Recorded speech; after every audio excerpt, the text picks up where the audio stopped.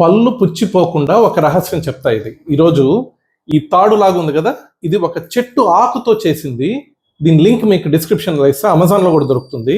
దీన్ని తీసుకొని చెప్తా, వివరం చెప్తా. ఇది యాక్చువల్గా ఈ పద్ధతి 6000 సంవత్సరాలకు ముందు ఈజిప్షియన్ పిరమిడ్స్ కట్టే టైంలో కూడా వాళ్ళకు కూడా తెలుసు పళ్ళు పుచ్చిపోకుండా ఇలా చేయాలని.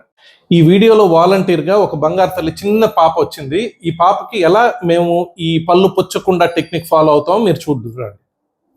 తాడులాగా తల చుట్టూ 2 చుట్లు చుట్టి ఇలా ఇలా మజ్జిగ చిలికినట్టు చిలకాలి.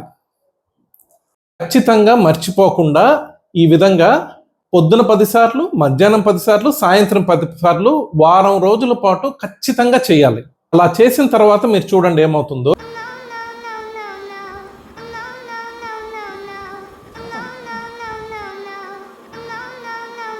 2 పూట్ల బ్రష్ చేసుకొని ఈ చాక్లెట్లు, బిస్కెట్లు ఇట్లాంటివన్నీ తినకుండా ఉంటే, చాలా లిమిటెడ్గా తీసుకుంటే పళ్ళు పుచ్చవు.